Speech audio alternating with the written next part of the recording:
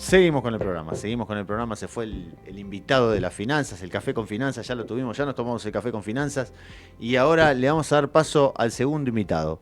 El siguiente invitado se llama Alfredo Barragán. Ya el nombre lo dice todo, es archiconocido Alfredo por la epopeya de la expedición Atlantis y tuvo la deferencia, el buen gesto de atendernos. Además de estar muy ocupado continuamente, porque el ritmo de su vida es frenético, además de eso, se cumplen 40 años de aquella epopeya, con lo cual está solicitado por un montón de medios. Y Alfredo fue muy amable y gentil en aceptar nuestra invitación y va a participar desde una llamada telefónica. Si se llega a cortar, retomamos la llamada, pongo el aviso por las dudas, les comento, vamos a tratar de que salga lo mejor posible. Alfredo, ¿me estás escuchando? Sí, Mario, ¿Qué, perfectamente. qué tal, Alfredo? Buenas tardes y bienvenido. Te agradezco mucho, viejo. No, por favor. Demasiada presentación, simplemente me parece lo más natural del mundo atenderte a vos, a tus colegas, así que tranquilo y adelante. Sabés que no me sorprende tu respuesta porque la verdad que viendo un montón de notas y que te hacen continuamente y todo, se desprende humildad de tu persona y me alegra que así sea. Así que, pero lo de rigor tenía que agradecértelo, la verdad que sé que fue un buen gesto. Alfredo, un poquito, se me ocurren un montón de preguntas y me imagino que vos habrás contado esto un montón de veces. Lo primero que te voy a preguntar, para que la gente le quede claro, vos sos de Dolores y de profesión abogado, ¿esto es así? Así es, soy de Dolores, de familia, soy nativo de aquí, soy de familia fundadora de Dolores, así que tengo 2 siglos por aquí. Pero además de eso sí, soy abogado, como lo fuera mi abuelo, mi padre. Durante 44 años ejercí la abogacía, ya no, y me las arreglé para convivir entre el abogado y el explorador durante 50 años. Bien. Escuché en una nota que vos decías que en algún momento te habías separado de la abogacía hasta que formalmente decidiste divorciarte. ¿Esto es así? Algo así, algo así. Honestamente, ya en el último tiempo, eh, el cúmulo de varias expediciones, que hemos hecho 30 expediciones en 50 años en 5 continentes.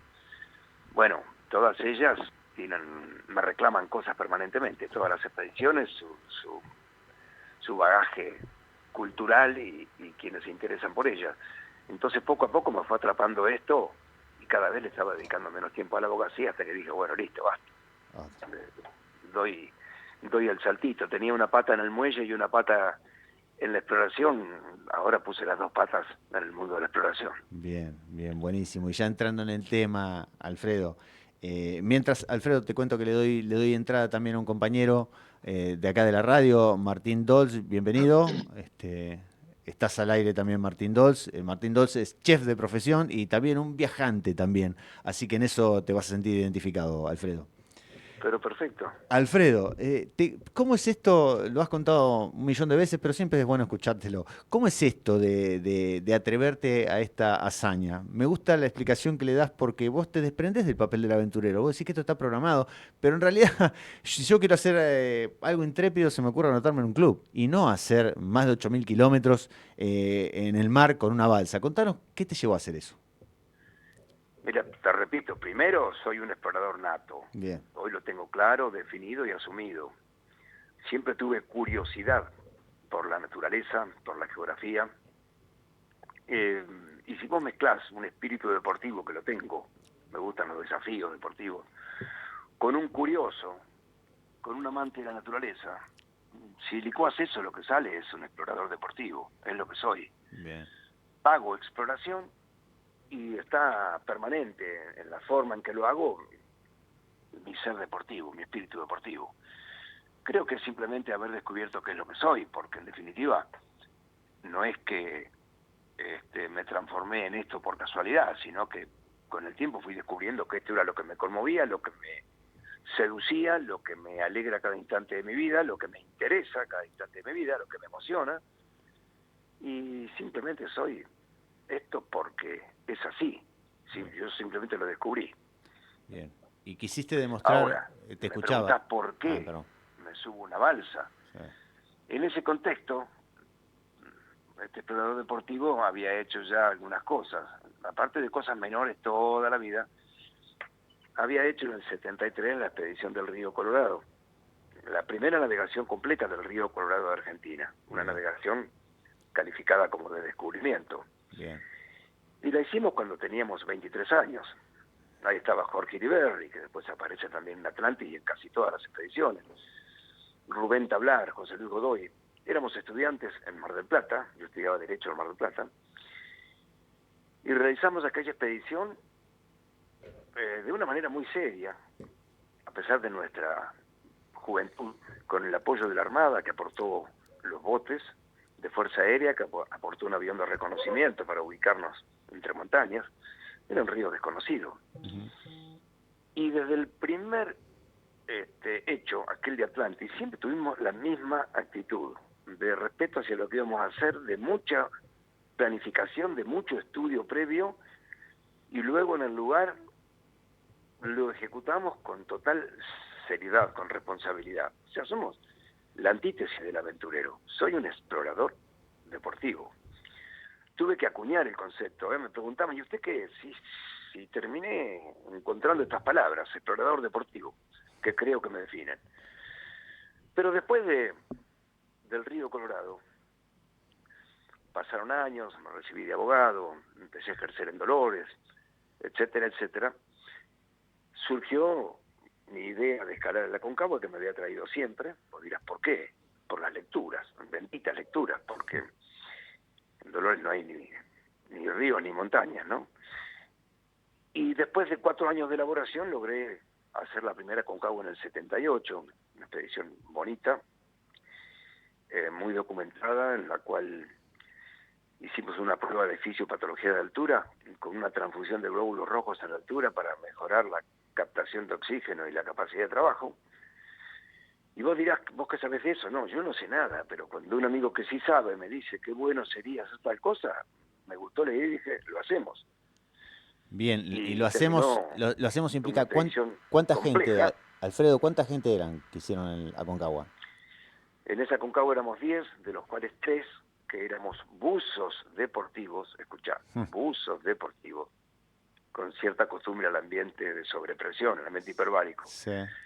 Fuimos transfundidos con glóbulos rojos a 4.200 metros en Plaza de Mula para ver de mejorar la capacidad de trabajo, y fue un éxito la prueba. Por supuesto, fue realizado por científicos, por médicos científicos. Nosotros fuimos los conejitos de India y los que armamos la expedición, la ideamos, pero convocamos a quienes le daban seriedad al intento, que tuvo trascendencia internacional. Aquello de mejorar la capacidad de trabajo con una transfusión rápida de glóbulos rojos, luego fue incluso mal utilizado, habrás oído décadas más tarde casos de doping en Juegos Olímpicos, Claro, con transfusión de glóbulos rojos. claro, Que esa no fue nuestra intención. claro, claro, claro. Nosotros hablábamos de cómo adaptar rápidamente a alguien que debe operar en la montaña estando en el llano y debe trasladarse rápidamente a la altura. Pero fue muy interesante y todo lo que te cuento nos resulta muy serio, sé que lo es. Después de eso, en esa misma expedición, logramos la primera transmisión de radio desde la cumbre de la Aconcagua. En aquel entonces, obviamente, no existía internet, no existían satélites, no existía telefonía satelital ni telefonía celular. Y no había un equipo de radio tan pequeño como para ser llevado a la cumbre y poder transmitir de allí al mundo. Pero soy un vasco cabezón. Consulté a los técnicos de comunicaciones de Fuerza Aérea, de las principales casas de radio de Buenos Aires, gente del exterior, y todo el mundo decía, no hay un equipito capaz de ser llevado a la cumbre y transmitir al mundo. Pero al final terminé haciéndolo. Se me ocurrió que transmitiendo con un handy de la cumbre a otro handy que estuviese cerca, en otro cordón, estaban en el Cerro Catedral, no de Bariloche, sino de Mendoza, donde pusimos una patrulla de ejército que recibía la señal con un handy, y con un simple apretar y soltar 2 pulsadores pasaba la señal a un BLU que transmitía a Mendoza, y por radio de Mendoza a Rivadavia y José María Muñoz, dando el adelante cambio con la cumbre de la Aconcagua. Mirá vos. Un logro técnico, pero con esa seriedad hemos hecho siempre las cosas. Y después de esto que te cuento, te lo he contado en 3 minutos, es en ese contexto que nace la idea de Atlantis. Bien. No es que a un filatelista de Dolores se le ocurrió cruzar el mar en balsa. ¿Para qué te interrumpo, Alfredo? Pero faltaban cuántos años para el proyecto de Atlantis. Cuando la Concagua fue en el 78 y en el año 80 es que decido hacer Atlantis. Mm. En base a información que venía arrastrando, no me había hecho cargo de ella, pero primero, por casualidad, en alguna publicación periodística me entero de la existencia de las cabezas colosales Olmeca. Los Olmeca fue una de las primeras culturas centroamericanas en México. Ujú. Tuvieron su esplendor hace 3.500 años, o sea, 3.000 años antes de Colón. Y estando en su esplendor, hicieron unas esculturas enormes de 20 toneladas de peso que representan a 15 hombres de raza negra. Y los científicos coinciden, sí, los rasgos corresponden exclusivamente a raza negra, pero no atinaban a decir, no acertaban, no entendían cómo los africanos pudieron llegar a América 3.000 años antes de Colón. Claro, claro. Entonces, ese dato apareció en mi vida, qué curioso, qué interesante, pero no me hice cargo. Años más tarde, leyendo sobre balsas, que siempre me interesó, muy chico cuando leí Kon-Tiki, el cruce del Pacífico en una balsa de troncos en 1947. Leyendo sobre balsas me encuentro con que hay grabados de balsas similares en América, en Australia, en África. Y me llamó la atención. ¿Por qué esto de similares? A mí me habla de una comunicación cultural, Ujú. de una transferencia de información, de experiencia. No puedo creer que hayan nacido aislados tres modelos de embarcaciones tan parecidos en tres continentes distintos. Entonces, estaba con esta idea cuando encuentro información, algún grabado de las balsas africanas que tuvieron su momento, o se las puede ubicar, en unos 1.500 años antes de Cristo, o sea, hace 3.500 años. Claro. La misma data que el esplendor de la cultura olmeca en América. Y me explotó la cabeza, digo, ¿qué es esto? Africanos en América y en la misma época balsas en África que yo considero capaces de cruzar, porque con la información de Kon-Tiki que traía desde mi infancia, yo tenía asumido que las balsas podían cruzar el mar. Entonces me preocupé por ver qué había en medio entre África y América, y encuentro corrientes y vientos favorables a esta idea. Una balsa africana que recorriese la costa noroeste, voluntaria o involuntariamente, si hubiese apartado de la costa, hubiese sido tomada por la corriente de las Canarias, luego norecuatorial, y los vientos alisios, y sería depositada casi con seguridad en la costa norte de Sudamérica, la costa norte de Venezuela, o para seguir con la corriente del Golfo hacia el norte, hasta la Florida. Cuando tuve las tres cosas en la cabeza, a la derecha del mapa, balsas, entre medio una cinta transportadora que va hacia la izquierda, hacia América, y en el extremo izquierdo América, donde podría haber sido depositada esa balsa, me convencí de que esto ocurrió de esa manera, que el africano pudo llegar de esa manera, que es muy factible que hubiese llegado de esta manera. Bien. Expuse la teoría en distintos ámbitos, no me creían. La expuse incluso en el Museo de Antropología de México, ante un grupo de científicos. No creían que la balsa fuera capaz de cruzar. Las cuerdas vegetales se le van a podrir. Y yo decía, ¿por qué a mí? Durante 12.000 años la humanidad navegó con cuerdas vegetales. Las cuerdas sintéticas son del siglo XX. Y todos los anteriores, los Colones, los Magallanes, los vikingos, los egipcios, a ellos no se les podría, a mí sí. Entonces no creía en ese no. Me decían, la madera chupa agua y se le va a hundir, la balsa, no. Esta madera se usa como muelles durante 3, 4 años en agua salada, y ya la preciso 2, 3 meses, no sé. Bueno, en definitiva, los no eran no porque no. Ujú. Me callé la boca, dije no hablo más, hago una balsa, ella va a cruzar, ella va a hablar sola y le van a tener que creer. Y es lo que hicimos. Bien, y ahí te pregunto, ¿te decidiste a embarcarte en esto que parece una epopeya? Que vos lo contás como algo muy natural, porque lo tenías súper estudiado. Te escuché decir en alguna nota, si ponían una balsa de un lado, caía del otro. No había manera de errarle. Algo que parece tan simple, me imagino, aún hoy, parece un relato fantástico, imagino, para la época. Ahora, ¿cómo elegiste a la gente que te acompañara? ¿Cómo encaraste el proyecto? Mira, el grupo existía, que era el grupo con el cual habíamos hecho el Río Colorado, el Aconcagua y otras cosas, Bien. unas cuantas cosas, durante más de una década. De modo que reuní a ese grupo, les planteé cuál era mi idea, cuál era mi proyecto, y les dije quisiera que de esta reunión salga la tripulación. Y en ese acto, el Vasco Iriberri dijo, yo voy. Un acto de fe, todavía no había suficiente información. Pero nos conocemos, nos respetamos, ellos saben que hablo siempre en serio. Y ahí comenzó. Y luego, a lo largo del proceso de elaboración del proyecto, que es un proceso que llevó 4 años, fui seleccionando a la gente. Seleccioné el camarógrafo, Félix Arrieta, porque circunstancialmente fue él el que apareció en esta línea del tiempo, fue él el que apareció preguntando cómo es esto, qué sé yo, y yo qué tengo que ver. Mirá, le digo, tengo una lista de 4 o 5 camarógrafos, vos sos uno de ellos, y charla va, charla viene, Félix Arrieta se ganó su lugar.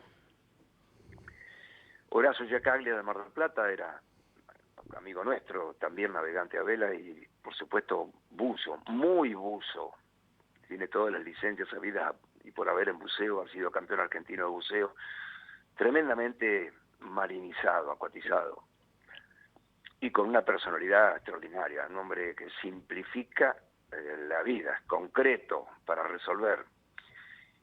Y cuando determiné que era el hombre, lo acordé con Jorge, con el Vasco, y no podía dejar que se nos escapara, así que demoramos en decírselo mientras hablábamos del proyecto delante de él, en encuentros muy frecuentes, semanales, por temas de buceo, hasta que nos dimos cuenta que estaba tan enganchado que ya estaba arriba de la balsa. Y no se escapó. Cuando se lo dijimos fue una explosión de emoción y de alegría para él y para nosotros. Y el Alfredo, último, Sánchez Magariño, llegó al último momento porque en realidad el quinto tripulante era Santiago Roncoroni, de acá de Dolores. Estuvo en el proyecto durante 3 años, casi 4, y lamentablemente unos meses antes de nuestra travesía Atlantis, hubo una desgracia en su familia, un accidente vial, falleció un hermano y era tal la situación de su familia que me dice no puedo en estas condiciones subirme a la balsa por mis padres, y tuvo que bajarse. Y en ese momento ya estaba trabajando en el grupo Daniel Sánchez Magariño, piloto de yate, con mucha experiencia en navegación oceánica, navegación astronómica, y con una personalidad fantástica, muy laburador, muy eficiente, muy entregado al proyecto, a donde se había arrimado como voluntario a colaborar, a trabajar.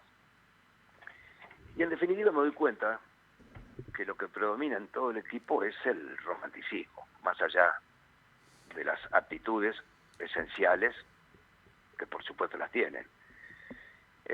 Yo precisaba romántico, gente que fuera capaz de enamorarse de lo que íbamos a hacer. No me alcanzaba que me dijesen, qué lindo, me gusta, qué divertido. No, esto es sumamente superficial, yo precisaba algo mucho más profundo. Precisaba gente que estuviera conmovido, enamorado. Alfredo, te interrumpo para preguntarte algo que me pareció escuchar. ¿Puede ser que alguno de los tripulantes no supiera nadar? Sí, pero eso lo descubrimos tarde. ¿Qué tema? Ocurrió, yo a Félix Arrieta lo conocí en el 79, filmando ballenas y delfines en la península de Valdés, con Andy Pruna, quizá, pues muy joven, era un realizador cinematográfico cubano muy exitoso. Y nos habíamos conocido circunstancialmente, me invitó a participar de su campaña y estuve unos días. Y ahí conocí al camarógrafo, Félix Arrieta, muy eficiente, siempre embarcado, siempre parado en la punta del bote, con olas, sin olas, qué sé yo. Y lo vi totalmente acuatizado. Pasó el tiempo y un día me llama Félix y me dice, me llama de Buenos Aires a Dolores. Me dice, ¿qué me enteré que estás por hacer una balsa? Mirá, ando en tal proyecto. ¿Y yo qué tengo que ver? Algo te conté recién. Y le digo, mirá, yo hice un camarógrafo y ahí comenzó la relación y termina enganchando el chango como camarógrafo. A mí ni se me ocurrió pensar que no sabía nadar. Era impensable. Que es impensable Al que te diga tercer que día de sí. navegación, yo veía que se movía con mucho cuidado en algunos lugares de la balsa y digo, creo que hay algo que no me gusta. En un momento dado, ante la pregunta, dijo, sí, no sé nadar. Yo no sé si era para matarlo, pero lo cierto es que ya estábamos todos a bordo, había que resolverlo y él lo resolvió con una actitud fantástica, hizo un trabajo extraordinario. Y ya lo he dicho a varios colegas tuyos, si hiciera otra balsa vuelvo a llevarlo. Pero lo cierto es que no sabía nadar. Es que eso habla, Alfredo, perdóname, pero eso habla de tus aptitudes como líder y lo que transmitís. Porque un tipo que no sabe nadar se sube a una balsa para algo que no se había hecho nunca en la vida, y sin embargo el tipo no dudó y se sube a la balsa y no sabe nadar. Esto me pareció una situación que un poco te pinta a las claras, lo que transmitías. Sí, no sé si es mérito mío, hay mucha gente que piensa así, aunque sea una respuesta ya remanida. Recuerdo que en algún momento bromeando me dijo, bueno, dice, cuando me invitan a ir en un avión de línea a Nueva York, no me preguntan si sé volar. O sea, él no pensaba bajarse de la balsa. Se ve que no, se ve que tenía fe. Y no estoy bromeando, ¿eh? No, no, Es no. esta la forma en que interpreta la cosa. Mucha gente que se embarca sin saber nadar. Es llamativo la cantidad de gente que trabaja en la pesca, por ejemplo en Mar del Plata, embarcado en pesqueros, Sí. que no sabe nadar. Sí, pero es un pesquero, O sea, Alfredo. no tiene previsto bajarse del barco. Esto era una balsa, Alfredo. Él tenía que estar muy seguro que se iba a sentir igual que en el pesquero. Yo creo que yo no lo haría, pero después de aquel episodio me he encontrado con esta realidad. Hay cantidad de gente que se embarca sin saber nadar. Pero bueno, si yo lo hubiera sabido antes, creo que no hubiera navegado, Félix. Después del rendimiento que tuvo a bordo, a pesar de no saber nadar, te digo que si hago otra balsa, volvería a llevarlo. Mirá vos. Bueno, genial. Contame cómo te embarcaste a hacer la balsa, en qué te inspiraste. ¿Perdón? ¿En qué te inspiraste para hacer la balsa? Digo, ¿cómo te montaste en eso? Porque en algún momento tomaste la decisión, bueno, salimos, somos nosotros 5, vamos en una balsa en estas condiciones. Y ahí empezó el armado de la balsa. Las condiciones no las ponía yo, las condiciones les ponen la información que hay sobre cómo era la balsa africana. Bien, La copiamos fielmente. Un número impar de troncos de madera muy liviana, o croma piramidales, tiene un peso específico bajísimo. Su única virtud es la flotabilidad. Unido con cuerdas vegetales, como navegó la humanidad durante 12.000 años, te lo dije hace un rato, o sea sí, que no es que estaba inventando las cuerdas vegetales. Con una caseta, una choza de caña y paja, un mástil de madera dura, mangle, y una vela única en proa, de modo que solo va a navegar con vientos de popa, vientos de cola, vientos de atrás. ¿Está? sí. No había mucho que inventar, y no tenía timón. Esta balsa navegaba aprovechando corrientes de marea, corrientes ascendentes y descendentes frente a la costa de África. Entonces copiamos esa balsa, cumplimos con eso de no poner timón. Los muy entendidos y los no tanto me decían, pero tenés que llevar un timón por las dudas. Si ves que está fracasando, que se van a morir, usa el timón y salvate. O sea, abortás la experiencia científica y salvate. No, es que no lo necesito. Y no llevamos absolutamente nada para armar un timón. Qué Estoy bárbaro, convencido de que no es necesario para hacer esa ruta. qué bárbaro. Y a propósito Y de lo la estaba desde ruta, antes. Alfredo, me quedó de lo que vi de tus notas algo, lo de los 14 puntos. Yo quiero que cuentes eso de los 14 puntos que a mí me impresionó. Mira, durante los 4 años que me llevó a elaborar el proyecto, entre otras cosas, estaba todos los días encima de las cartas náuticas viendo información sobre corrientes, vientos, estadísticas, meteorología, etcétera. En base a toda esa información, llegué a convencerme que si soltaba un elemento flotante cualquiera, vamos a decir una tontería, una botella, un corcho, en la costa noroeste de África, en la zona de Canarias, iba a bajar hasta los 10, 11, 12 grados norte, y ahí se iba a estabilizar navegando hacia el oeste, en la misma latitud, esa de 11, 12 norte, hasta pasar rozando la costa de Venezuela. Me convencí de tal manera de que esa es la ruta que iba a hacer la balsa, que me convencí que yo no iba a llevar la balsa hasta América. La balsa nos iba a llevar a nosotros, que es lo que ocurrió. No la manejamos.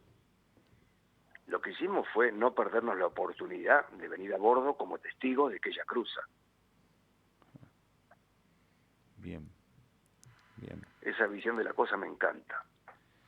Y ahí fue cuando me quedo con eso, te consultaron, ¿no? En Tenerife, si no me equivoco, Sí. Todo el sobre mundo cuál... decía, Ahí pero está. lleven un timón por las dudas. Bueno, hubo una conferencia de prensa en Tenerife Sí. 2 días antes de partir, y en un ámbito naval muy importante, y allí anunciamos a la prensa de todo el mundo, te hablo de varias docenas de periodistas de todo el mundo, entre otras cosas anunciamos cuál iba a ser nuestra ruta.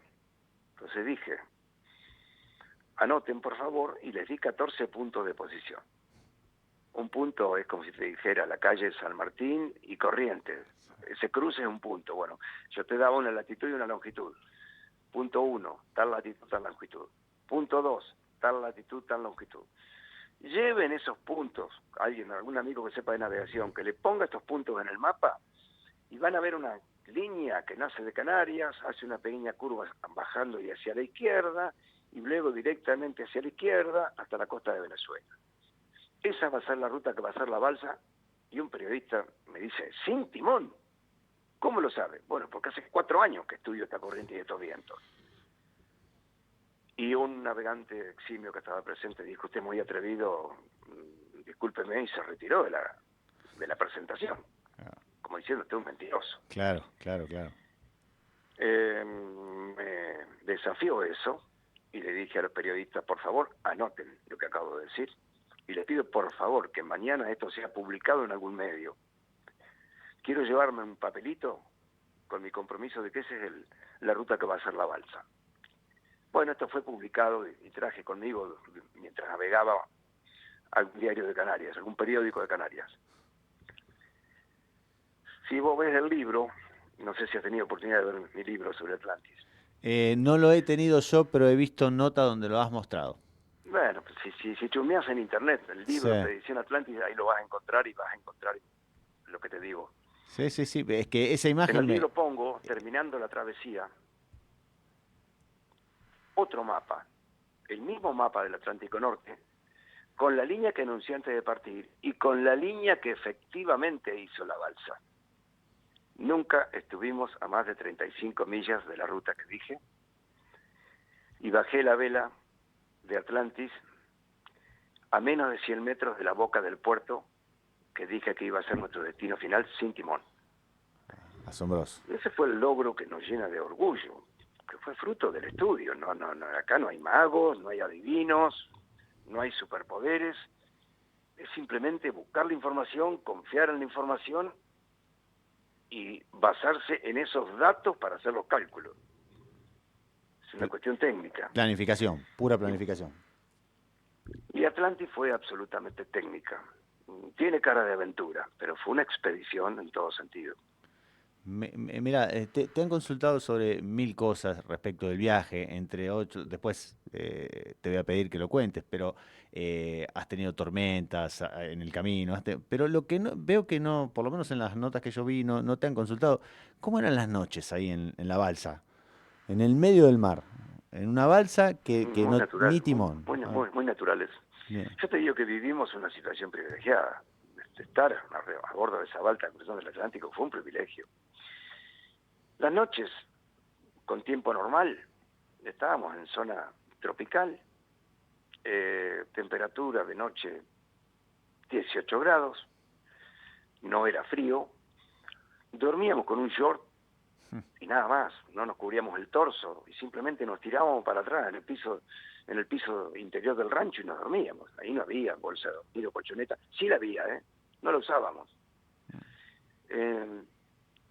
Y la noche de tormenta, más cuidado en las guardias, pero el resto dormía de la misma manera. Tuvimos una tormenta de 4 días muy fuerte, con vientos de 90 kilómetros, olas de 10 metros, que pensamos que se rompía todo, crujía toda la balsa. Era como retorcer un canasto, ¿no? Y al cabo de algunas horas de tormenta nos dimos cuenta de que crujía, pero se lo bancaba. No veíamos que peligrara la estabilidad. En realidad nunca sabremos cuán cerca estuvo de darse vuelta alguna vez.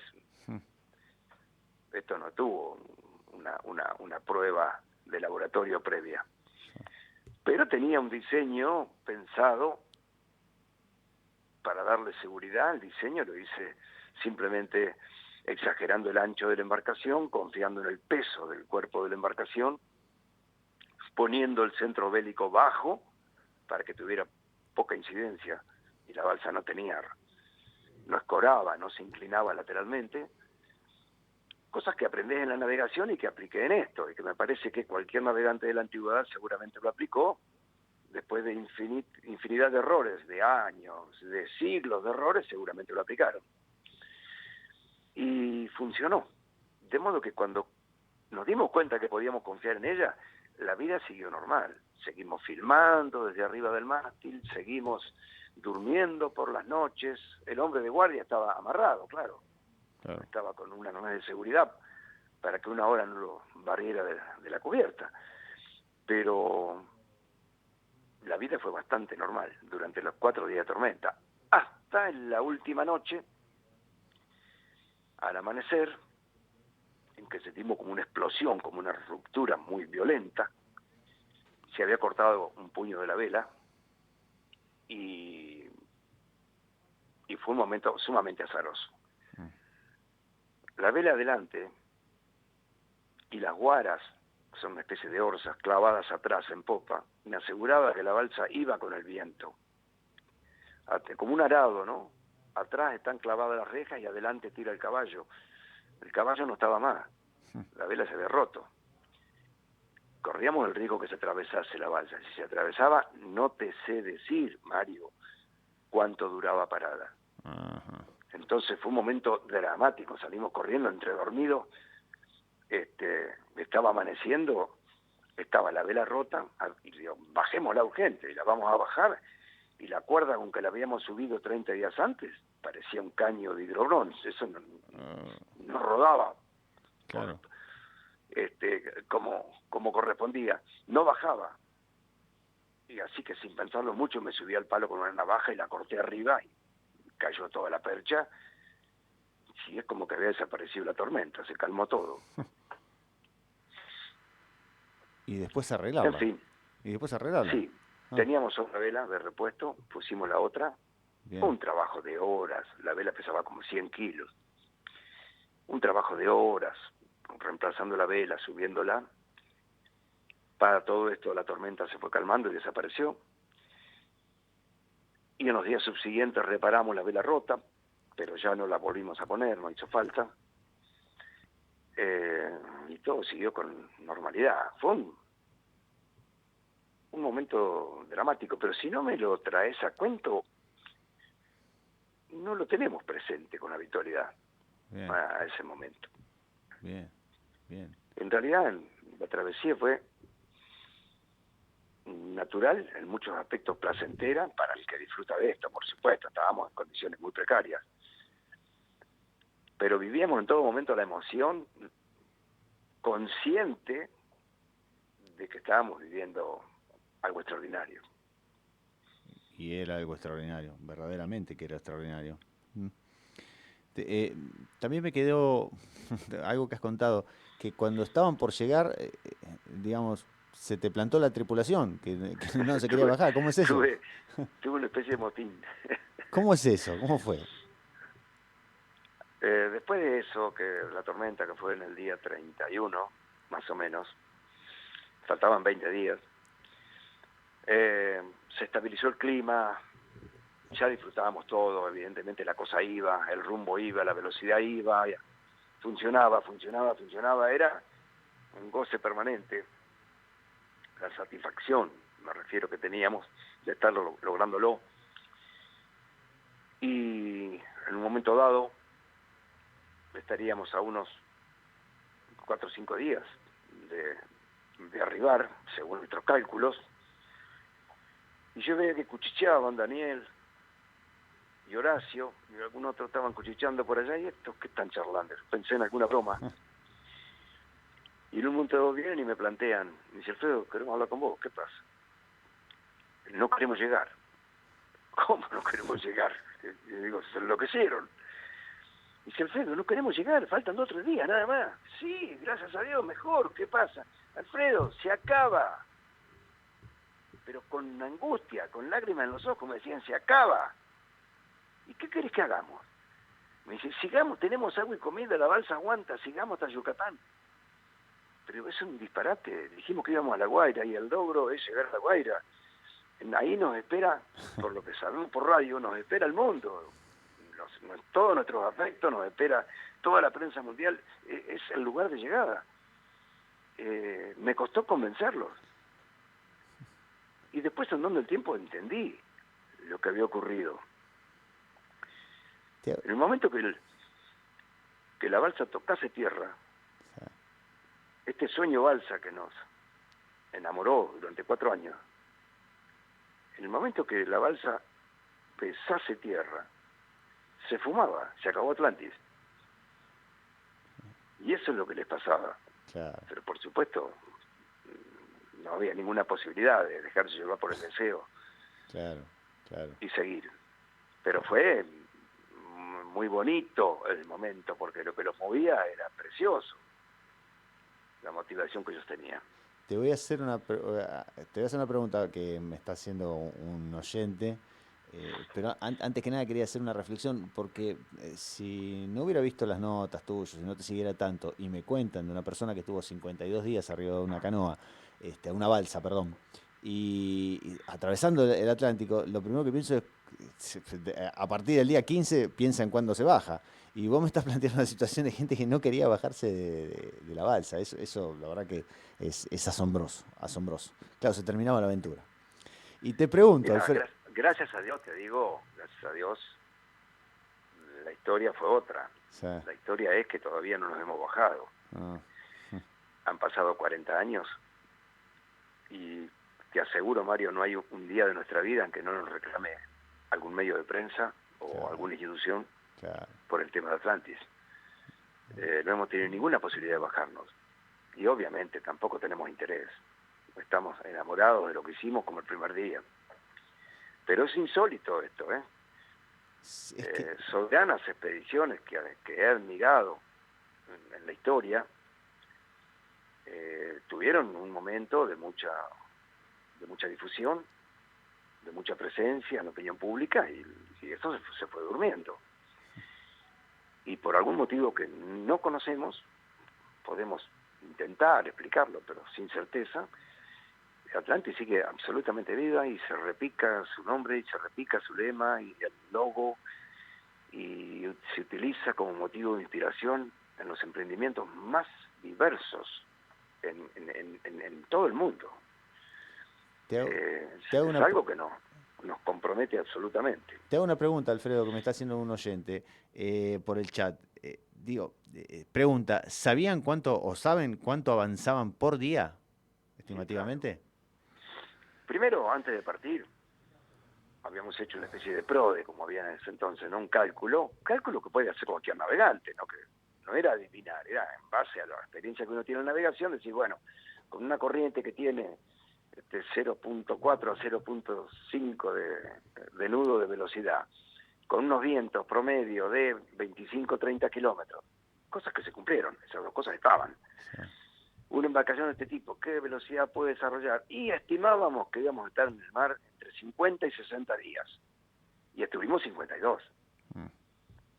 Pero no es que somos unos genios. Cualquier tipo que esté capacitado para navegar el mar, cualquier marino, sea mercante o deportivo o militar, que esté en condiciones de conducir, habilitado para conducir una embarcación, está en condiciones de hacer esas estimaciones. También nosotros. ¿Está? Entonces, se tardó lo que tenía que tardar, y la velocidad era aproximadamente de 3 nudos. 3 nudos, vamos a hablar en criollo, unos 5 kilómetros por hora. Cruzamos el mar a la velocidad del hombre caminando. Eso sí, la balsa caminaba día y noche sin parar durante 52 días. Claro. Y hacíamos unas 70, 80 millas por día, salvo cuando que la tormenta fue en la misma dirección en que navegábamos, fue un aumento de intensidad de los vientos, que hicimos 147 millas en 24 horas. Oh. El doble de lo habitual. El doble. Sí, si me permitís, le voy a dar paso a una pregunta de Martín, que está acá, interviene ahí? por Zoom. ¿Puede ser? Te perdí. No, a ver, ¿me escuchás ahora? ¿Me escuchás? ¿Sí? ¿Me escuchás ahí? ¿Ahí me escuchás? Ahora te escucho. Perfecto. Perfecto. Alfredo, te iba a decir, te va a hacer una pregunta a Martín Dolz, que nos acompaña acá en el programa, que es de profesión chef y viajero. Martín, ¿le querías hacer una pregunta? Sí, ¿qué tal, Alfredo? Buenas tardes. Un ¿Cómo te va? verdadero placer escucharlo. Te escucho, Martín, adelante. Perfecto. Bueno, recién lo escuchaba cuando hablaba, cuando mencionó el momento en que tiene ese inconveniente con la vela.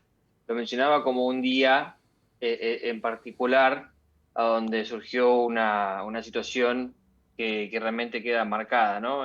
Durante el viaje. Y me pregunto yo, si durante esos 52 días hubo un día en especial que es el día que más puede recordar o el que puede llamar inolvidable de todo ese viaje. ¿Hay un día o es muy difícil, con tanto que pasa, que haya un momento en particular que sea realmente imborrable? Es muy difícil, pero la respuesta mía la puede adivinar cualquiera. El día de la partida es increíble, porque es todo nuevo. Estás atento a cada crujido, a cada expresión de la balsa, no sabes si anda, si no anda, si todo este esfuerzo de 4 años va bien o mal. El primer día es muy intenso. La primera noche no se duerme, la primera noche vas pendiente de todo. El cruce con un barco a los 3 días de partir fue muy importante. Después no vimos absolutamente nada, como sabíamos que iba a ocurrir. No vimos a nadie durante 45 días. Y el día de la tormenta fue muy importante, fue crítico, fue muy importante. Cuando nos encontramos con el Maratún, un pesquero que nos avistamos cuando faltaban unos 3 días para llegar, y que nos confirmó por radio que efectivamente estábamos en América, que era el gran dato, porque nuestro cálculo decía que estábamos en tal lugar, pero si veníamos acumulando y multiplicando errores, podíamos estar en cualquier otro lado. Y nos confirma que estamos cerca de Islas Testigos, ya en el Caribe. Fue un momento de una emoción impresionante. Al otro día, confirmada nuestra posición, la dimos por radio, la informamos por radio a Venezuela. Salió una pequeña embarcación primero salió una fragata misilística de la Armada Venezolana al encuentro. Nos encontramos, un atardecer fue hermoso, y vino a bordo el segundo comandante de la fragata, y vinieron 2 de nuestra gente que había ido por tierra. Nos encontramos con ellos a bordo de la balsa. Fue un momento fantástico también. Se retira la fragata. Esa fragata tenía helicóptero, y entonces todas las tomas que ustedes han visto en la película o fotos que van a ver en el libro, todas las imágenes que vean tomadas desde el aire, están tomadas ese día con el helicóptero de la fragata. Después en el libro o en la película puse la imagen el primer día o en el medio del mar o donde sea, pero están todas las imágenes tomadas ese día en que teníamos un helicóptero a disposición. Después no había cómo, no había avión, no había helicóptero y no existía el dron. Claro. Y al otro día fue tremendo. El día antes de llegar, 2 días antes de llegar, sale a nuestro encuentro una pequeña embarcación de la Armada venezolana, donde venían 3 hombres de los nuestros. Venía Jorge Sañer, periodista de Mar del Plata y hombre de Cadey, Abel Musiarelli, de Mar del Plata, del Náutico Mar del Plata, hombre que no navegó la balsa, pero fue la cabeza del apoyo logístico desde tierra, y mi hermano Federico, médico, que había estado atento a nuestra suerte por radio durante toda la travesía. Todos ellos habían viajado a Venezuela a esperarnos con otras 40 personas de Dolores y Mar del Plata.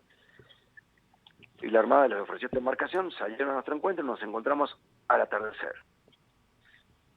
Fue una cosa de loco. Nos hablábamos por radio, pero no nos veíamos, no nos encontrábamos, y cuando ya se iba la luz y ellos tenían que irse a la isla de la Tortuga para pasar la noche allí, por la pequeñez de su embarcación, nos encontramos. Y amarramos la lancha de la Armada a la balsa y estuvieron con nosotros a bordo en un encuentro extraordinario. Encontrarme con mi hermano, lo que fue una cosa de loco, ¿no? Y con los amigos, una emoción que nos descomponía. Y luego de eso, el arribo. La noche previa al arribo, íbamos recorriendo, veíamos por babor, a la izquierda nuestra, veíamos la costa de Venezuela, las luces de las casas. No dormimos, y al día siguiente amaneció y veíamos ya la costa muy cerca, estábamos a 2 millas de la costa, la veíamos, una costa alta, y a las 11 de la mañana ya estábamos rodeados de barcos, bocinas, sirenas y qué sé yo, navegando, siguiendo la costa, y cuando estábamos frente a la boca del puerto, a las 11 di la orden de bajar la vela, y nos tomó el remolcador y nos metió en el puerto. Estábamos a 80 metros de la boca. Increíble. Los barcos embanderados, las bocinas, los pitos, el sonido de la banda militar tocando, los afectos, una multitud, hablo de miles, la prensa, nada, algo que absolutamente, no voy a decir impensado, porque uno se imagina que sueña con un final así, y así fue. Me acuerdo cada detalle. Nosotros bajamos descalzos, como habíamos vivido. Me acuerdo cómo me quemaba el asfalto de Caracas, de La Guaira en realidad, a mediodía, con un sol de 40 grados, un desfile militar de 800 efectivos que no terminaba, y nosotros descalzos levantando las patas que se nos quemaban. Bueno, me acuerdo hasta los detalles. Qué lindo, qué lindo. Y Atlantis había terminado su viaje por el mar, y empezaba este otro. Este viaje por la gente que realiza hace 40 años y que parece que no termina jamás. Vos sabés que mientras vos contabas acá, me mandaban a mí al chat el otro integrante del equipo, que es Tato, que hoy no puede estar con nosotros, que la verdad que se lamentó muchísimo por no poder estar, porque tiene un temita de salud, y que fue quien te contactó. Y me contaba que gracias a Sañer, ellos seguían desde Mar del Plata, todos los sábados. ¿Por dónde iban ustedes? ¿Cuál era su ruta y cómo estaban? En un programa que se llamaba Tiempo Libre, me dicen, desde Mar del Plata. Tiempo Libre, un programa que estuvo 40 años en el aire, ganó premios importantes. Bien. Y nos hicimos amigos con Jorge allá por el 75. Yo me recibí de abogado y empecé a hacer un micro en el programa de él, donde hablaba de deportes en la naturaleza. Y Jorge siempre acompañándonos, y terminó siendo un hombre de Cadey y participando en todo lo que hacemos, y por supuesto ha sido un difusor enorme de todo lo que hicimos. Bueno. Sigue haciéndolo desde el Mar del Plata, no al programa Tiempo Libre, pero sí desde otros medios. Pero bueno, eso es más o menos. Te hago otra pregunta. Una síntesis que te he hecho de una síntesis buenísima. De lo que hemos vivido y de lo que estamos viviendo. Excelente. Estamos en los 40 años, y en octubre se va a hacer aquí en Dolores una conmemoración importante. Se hace cada 5 años, lo han hecho siempre conjuntamente la Armada Argentina con la Municipalidad de Dolores. Nos juntamos todos los de Cadey, o sea, todos los de la balsa y los de las demás expediciones de Cadey. Nosotros tenemos 10 Aconcagua, Mont Blanc, Everest, Kilimanjaro, Antártida, el cruce del Mar de las Antillas en kayak, el cruce de la Cordillera de los Andes en globo, Atlantis. Bueno, toda esa gente, somos una treintena de tipos, nos juntamos en Dolores con nuestras familias. Hay un acto central importante con la Armada en la Plaza Castelli de Dolores, con un marco importante, institucional, la Armada, Prefectura, el Comando Conjunto Antártico, etcétera. Gente que ha tenido que ver con nuestras expediciones, que nos han apoyado siempre. Se hace una visita a la balsa que está guardada en Dolores, esperando que se concrete el proyecto del Museo de la Exploración. Va a haber una muestra de otros elementos, de otras expediciones que te he referido. Tenemos los kayaks del cruce del Mar de las Antillas en kayak. Son tan calificadas como las embarcaciones más pequeñas que hayan cruzado el mar en la historia de la humanidad. Bueno, las tenemos a las 3 y haremos una muestra de esa expedición. ¿Esto es en octubre? ¿Dónde? ¿Dónde, Alfredo, Berri, exactamente? Horacio Caglia y yo. Alfredo, ¿exactamente dónde y cuándo? Salimos de Venezuela y llegamos a Puerto Rico en el año 99, en abril y mayo. 62 días, 1.600 kilómetros de mar, 3 kayaks individuales sin ningún apoyo externo, con un estudio previo de 3 años, con un aporte tremendo de la gente de Cancillería Argentina, de Prefectura Argentina, Comité Olímpico y Rotary Club. Recurrimos a entidades que podían estar en esas islas, algunas de ellas muy pobres, muy pequeñas. Enhebramos 23 islas de 12 países para poder hacer la travesía, pero había que encontrar esas pequeñas islas en el mar.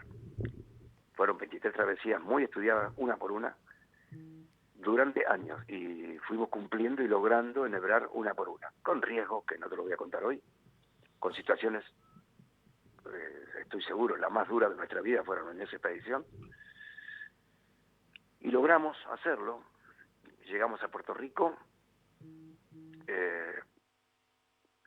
como te dije, 1.600 kilómetros, 23 islas de 12 países, 62 días, 1 millón de remadas por persona. Solo estelas en la mar, diría el poeta. Después de tantos números grandilocuentes. Fue muy bonito. Le quisiera preguntar algo más. Después de tantas aventuras, tantas travesías, tantas pruebas, ¿no? Porque también me imagino que ya se construye así dentro de lo mismo, una prueba más. Y ¿hasta dónde es algo que puede tener un límite o sigue pensando en volver a hacer alguna aventura de este tipo en algún momento? Pensando, por supuesto. Simplemente no es que siento el compromiso de hacerla. Nunca sentí el compromiso de hacer una más. La tengo que hacer porque qué sé yo, porque sí, porque... No existe eso. El día que tenga un proyecto que me enamore, como es necesario para ser encarado, lo voy a encarar. Mientras tanto, me sigo divirtiendo, sigo subiendo alguna montaña, sigo remando al frente de la Flota Nacional de Kayak, sigo haciendo la travesía Dolores San Clemente anualmente, al frente de la Flota Nacional de Kayak, con 100 o 200 botes integrándola. Son 3 días, 2 días por la Bahía de San Borbón, que es una gran 7, muy dura. Ese tipo de cosas sigo haciendo. Pero son 3 días, o la montaña que elige este año pueden ser 4. Pero la gran expedición, como la que vos te imaginás, en este momento no la tengo en la cabeza. En este momento, el gran desafío que tengo, y en el cual debo concretar mis esfuerzos sin distraerme con otra gran expedición de la naturaleza, es la realización del Museo de la Exploración, que no existe en el mundo. Que será en Dolores, me imagino. Que será en Dolores, me imagino.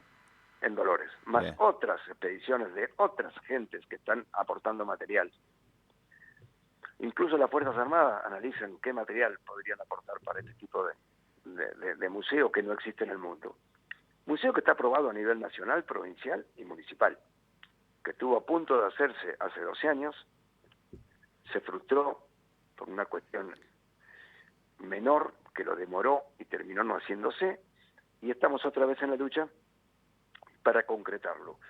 Es el museo que rescate la historia de los descubrimientos geográficos, el espíritu de los pioneros que descubrieron el mundo geográfico, los mares, las islas, los continentes, las montañas, los desiertos, los polos del aire. ¿Por qué en Dolores? Bueno, se nos ocurrió, cada día desde acá. Bueno, tenemos 30 expediciones y tenemos con qué empezar. Un cúmulo de cosas que es muy difícil reunir, lo tenemos. Ya tenemos el aporte de instituciones nacionales y extranjeras dispuestas a aportar a este museo. Y Dolores está en el eje turístico más importante del país. Pasa por Dolores 20 millones de personas por año. Y ya no de manera estacional, sino repartido en los fines de semana. O sea, estamos en un buen lugar y creo que somos quien para encarar el proyecto, y eso no ha sido cuestionado. Y tenemos declaraciones de interés de varios ministerios de la Nación, de la provincia y por supuesto del municipio. Esa es mi expedición en este momento. Bien, bien. Ese es el proyecto al cual me debo y en el cual me debo concentrar. Porque hasta ahora no se ha hecho precisamente porque me distraje con la próxima expedición. Entonces vamos a corregir eso. Me concentro en este proyecto. Bien, bien, genial, genial. Y ahora en octubre, que se va a hacer la conmemoración de los 40 años de Atlantis, con una visita a la balsa, que está guardada aquí en Dolores, con una muestra de arte referente a Atlantis, hay óleos, acuarelas, dibujos, canciones, poesías, maquetas, en fin, va a haber una exposición de arte referente a Atlantis, va a haber un ciclo de cine con nuestras películas, la película de Atlantis, la del Río Colorado, el cruce de la cordillera en globo, y espero tener lista una muestra del Mar de las Antillas en kayak, que creo que lo voy a tener. Y nos van a visitar amigos de Argentina y del mundo que, no sé, que son hinchas de la balsa de Atlantis, y nos vamos a juntar 3 días por acá. Van a venir agrupaciones Scout inspiradas en Atlantis, que llevan el nombre de Expedición Atlantis, en Ituzaingó, en La Boca, en Villa Gesell, en Monterrey, México, en Canarias, en fin. Las estamos convocando para hacer un campamento de Atlantis en esos días, y puede ser un encuentro muy bonito, muy romántico, donde se vuelan los valores del mundo de la exploración. Donde se rescate no lo que hicimos nosotros, sino lo que hizo el explorador en la historia de los tiempos. Aquel que se animó a soñar, se atrevió a intentar el sueño, se esforzó, se jugó, se arriesgó, planificó, perseveró para alcanzar las metas. Y son los valores que yo creo que hoy están flaqueando, no son los más vendidos en este momento, y esta campana hay que hacerla sonar, y yo siento la obligación de hacerla sonar, como uno de los que la hacen sonar. Todo esto, Alfredo, se resume en una frase de que el hombre sepa que el hombre puede. ¿Cómo es eso? ¿Conoces al autor de la frase? Sí. Me lo tuvieron que presentar. Es una frase que yo no sabía que había dicho y tuvieron que hacerme escuchar una grabación mía para que yo aceptara que lo había dicho. Fue cuando estábamos entrando al puerto de La Guaira y por radio José María Muñoz de Radio Rivadavia me pide una reflexión y yo dije eso, que el hombre sepa que el hombre puede, y la repetí muchas veces llorando, pero no la retuve, no recordaba haberla dicho hasta que meses más tarde me hicieron escuchar la grabación para que yo aceptara que lo había dicho. No fue pensada, es directamente del alma a la boca. Puro corazón. Muy bien, muy bien. Bueno, con eso creo que estamos cerrando la nota, Alfredo, porque había una pregunta pendiente de qué te había quedado por hacer aún después de esa frase, pero ya medio que la contestaste antes. Vos, tu próximo proyecto es el museo, me quedó claro. Así es. No es el próximo, es el actual. Bien, es el actual, es el que estás haciendo ahora. Todas las horas de mi vida a ese proyecto. Bien, Es un bien. proyecto hermoso, que como te digo, tiene todas las declaraciones de interés del municipio, de la provincia de Buenos Aires y del Estado Nacional a través de 6 ministerios que se han expresado a favor de la obra. En un momento dado, allá por el 2010-2011, la provincia le imputó los fondos, lo licitó para hacerlo, resolvió que se hacía. Pero apareció la bendita grieta y distintas posiciones políticas y celos ensuciaron un poco el clima y terminó demorándose el proyecto y perdiéndose la partida de fondos. Fue algo lamentable, que estará en la conciencia de algunos. Estamos trabajando nuevamente, tratando de que eso no pase, y confiamos en que lo vamos a sacar adelante, y que tanto ustedes como nosotros lo veremos. Museo que tiene que ser un faro moral, que no muestre cosas viejas, sino que transmita valores. Te hago una pregunta, Alfredo. Son tan Alfredo, claros los valores implícitos en el mundo de la exploración, que basta con que mostrar lo hecho por un Shackleton para percibir los valores que lo hicieron posible. Te hago una pregunta, Si Alfredo. logramos esa comunicación, porque un museo no es otra cosa que un medio de comunicación. Si no tenés nada para decir, no hagas un museo. Bueno, esto es lo que tenemos para decir. Bien.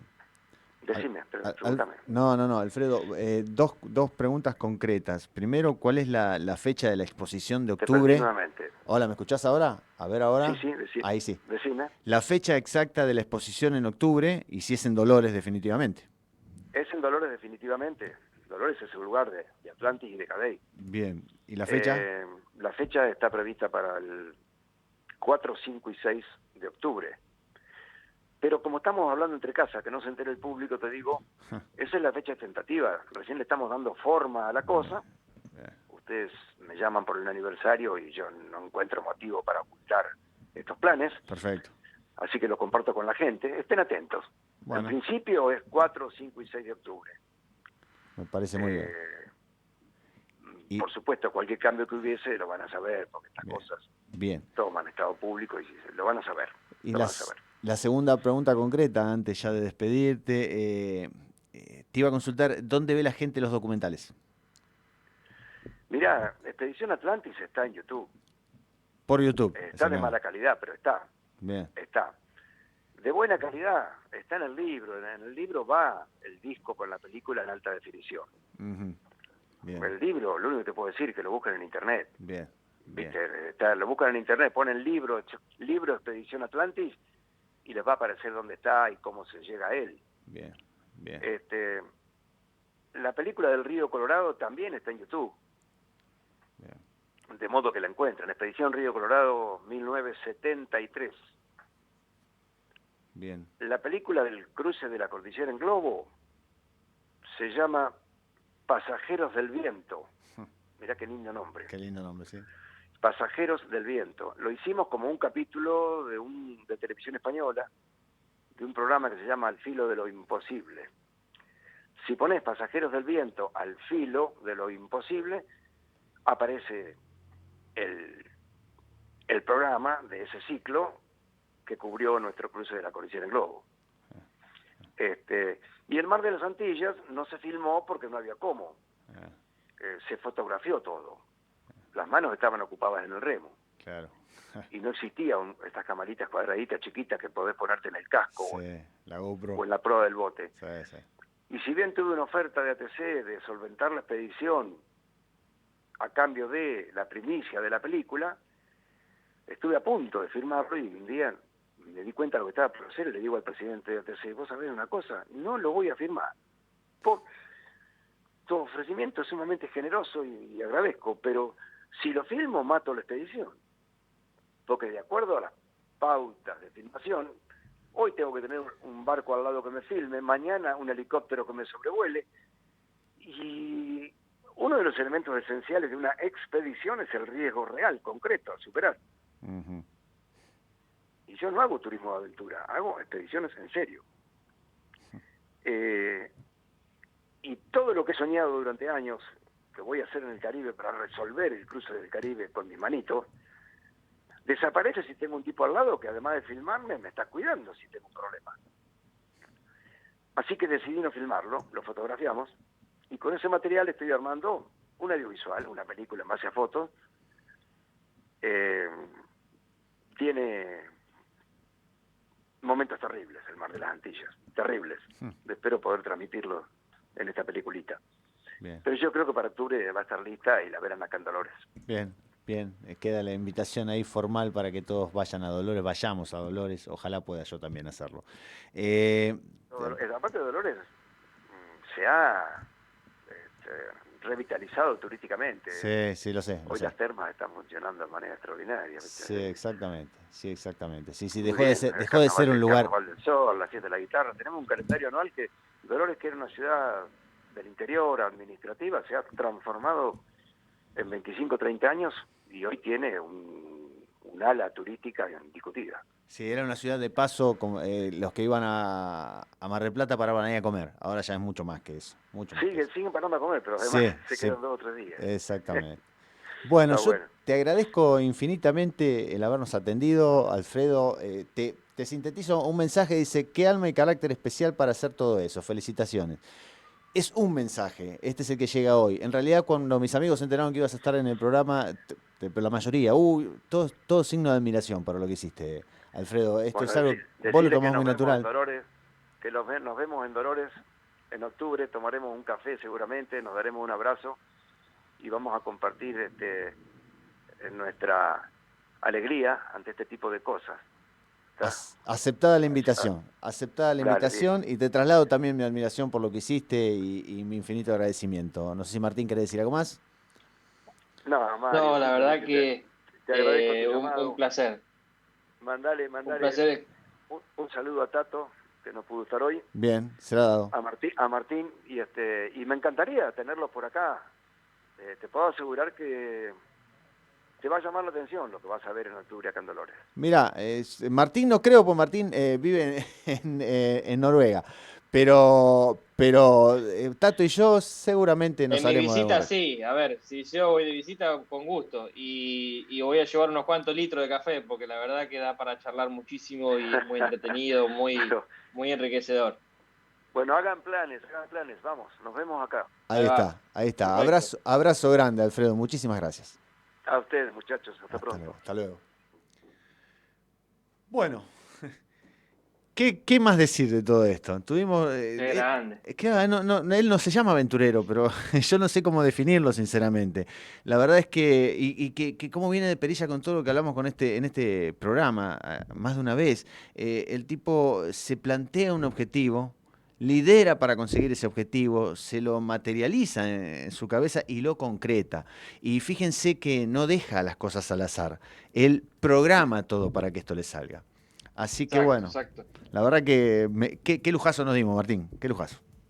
Impresionante, la verdad que y el tiempo vuela, porque yo me quedaría escuchándolo y preguntándole cositas, porque una pregunta, viste, deriva en una historia de 30 minutos, porque tiene tantas anécdotas, tantas cosas para compartir, que es realmente enriquecedor.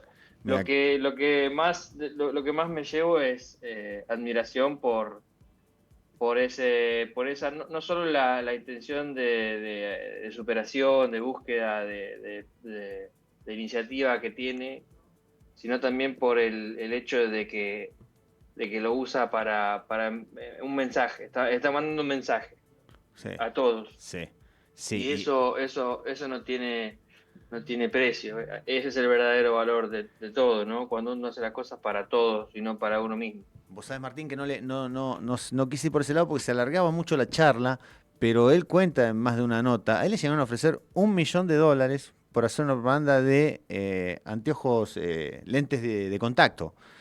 Después, obviamente, después de la expedición Atlantis, ¿no? Y lo rechazó. Él es un tipo que se mueve verdaderamente por el corazón. Y la verdad que si antes lo admiraba, después de esta charla, ¿qué te puedo decir? La verdad, encontrar un tipo que además de haber hecho todo eso, humano como es, y que se haya prestado a este reportaje extenso que terminó llevándose el programa prácticamente, más de la Sí, mitad del programa. sí. La verdad que me siento regocijado. Le agradezco a Tato, que hizo posible este contacto, lo generó Tato, que es otro marplatense. Él es de Dolores, es cierto, no Tato. Tato es marplatense. Pero bueno, tenemos que ir cerrando el programa, Martín. Me hace señas, ya está, ya tenés tiempo cumplido. Estamos. Sabrás disculpar que hoy no le dimos lugar No, pero por favor, al contrario, yo en un momento decía que no pare esto, sigamos, vamos, porque era espectacular. Ahí Sí, está. sí. Así que bueno, agradecemos a todos, agradecemos a Fentos, agradecemos a Ambiente Radio, agradecemos a Operese que hizo posible, Ezequiel Amarillo, todo esto, gracias a Fentos, gracias Martín por estar, gracias a la gente que lo ve, nos vemos en el próximo programa, se nos fue, chau chau.